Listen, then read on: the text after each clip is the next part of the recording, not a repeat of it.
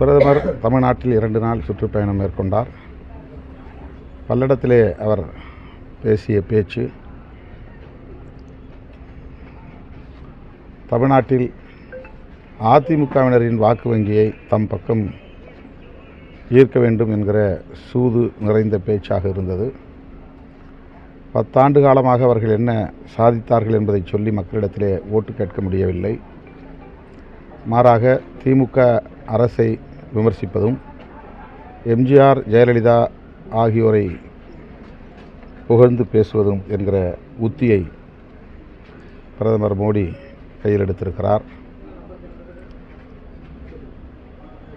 தங்களின் கொள்கைகளை சொல்லி, சாதனைகளை சொல்லி தமிழ்நாட்டில் ஓட்டு கேட்க முடியவில்லை என்பது அதிலிருந்து தெரிகிறது.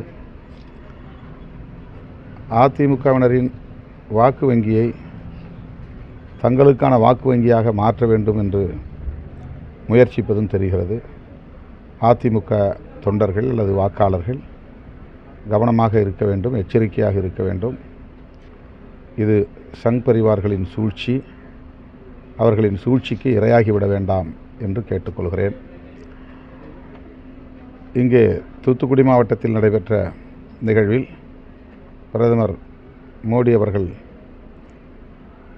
பங்கேற்ற அந்த நிகழ்வில் நாடாளுமன்ற உறுப்பினர் என்கிற முறையில் திமுக துணை பொதுச் செயலாளர் கனிமொழி அவர்களும் கலந்து கொண்டார். அவர் மேடையில் இருக்கும்போதே திமுகவையும் திமுக அரசையும் குறிவைத்து விமர்சித்து பிரதமர் மோடி பேசியது ஒரு அநாகரிகமான அணுகுமுறையாகும்.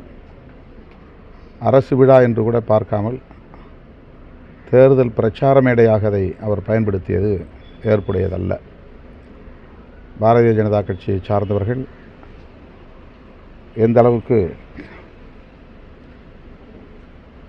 பதற்றமடைந்திருக்கிறார்கள், தமிழ்நாட்டில்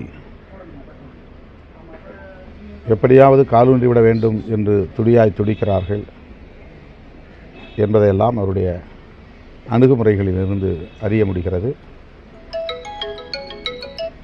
வரவிருக்கிற நாடாளுமன்ற பொதுத் தேர்தலில் தமிழ்நாட்டு மக்கள் யார் என்பதை பாஜகவினருக்கு உணர்த்தப் போகிறார்கள். பிற மாநிலங்களைப் போல, குறிப்பாக வட மாநிலங்களைப் போல தமிழ்நாடும் ஒன்று என்று அவர்கள் கணக்கு போடுகிறார்கள்.